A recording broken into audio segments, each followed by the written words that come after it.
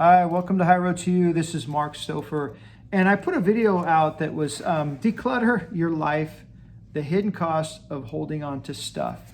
And it got a lot of views. There was a lot of comments. I was really quite surprised.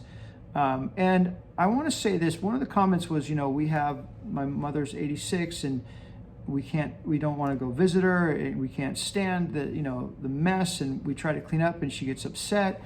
And I would say this is that I grew up in an environment where there was a lot of criminal activity. My grandmother had 4 fake IDs. My grandmother and aunt were into, identity theft, insurance scams, shoplifting. It's like a drug. It was not healthy, and it did not end well. My grandfather threw his hands up. He could see what was going on, but he never addressed the elephant in the room. And my aunt, my mom, and my uncle were train wrecks. They truly were. And my grandmother, focused on this. It's an adrenaline rush, and it really does draw you in. It drew me in at a very young age. I remember breaking into a snack shack at a baseball field, not knowing that this is how they raise money to buy equipment and pay for things. But I stole the shopping cart full of candy, basically, and brought it home and stuffed up the closet. And she says, "Did you get it all?" So there was a very toxic, influence, right? And I would say this is the difference is that if you grew up in an environment where you were nurtured and you were well taken care of and you were given the proper direction in life to build a foundation, have resiliency, and to do well, and now this is a new chapter in their life as you get older and they get older, maybe they're just lonely, right? And maybe the cost is a small cost and price to pay to navigate getting rid of their stuff when they pass and not making it an issue. And I think that is the difference that I would see. If my situation was different, that's the way I would look at it. And I would hope that's the way that I would hope my kids and my grandkids might look at my situation if I was a hoarder. I'm a less is more. Less is much, much, much better. Less is much, much healthier. So with that, whatever you have, you got to maintain, and that's the thing. It's tough to stay on that conveyor belt and maintain even your little tchotchkes and materialism, and the story of stuff is a great story of stuff on YouTube is also. I'll put the link in the description, and that's one that really opens your eyes to the cost of the Western culture, production of things, and with that, be sensitive. Yeah, everybody's situation is different.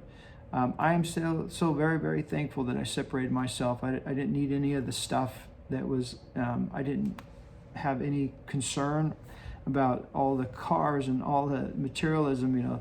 I went to Hearst Castle. I thought it was so incredibly gaudy. And remember, even he, during the Depression, had like a rummage sale, right? With all of this crystal and this stuff from all over the world. And everything has a story, right? So, it's different levels of sickness, in my opinion. But with that, if we're not here to serve our stuff, our here is to serve us. And may it not be stacked up in storage and working for the storage industry. When you shut that door, you never look in there again. That's not healthy at all. So a lot of that as well happened with my family. So, I want to say that there's so many situations that you have to consider.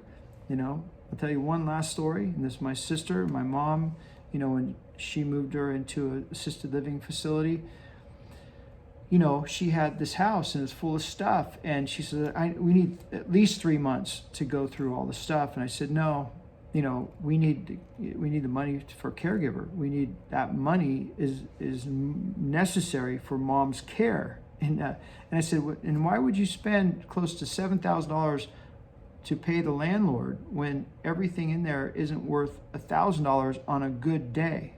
That doesn't make sense, right? So it was like, you have a weekend, go in there as if there was a fire. And she, thought I was kidding. I said, no, you need to go in there because, it was a Thursday. I said, Friday we're coming in, Goodwill, the dump, and and recycle, and then anything else we'll put aside, and it won't be much. And we got it done in 3 days, and we were out of there on the first. So the landlord has his house completely cleaned out, and it would happen in 3 days, not 3 months.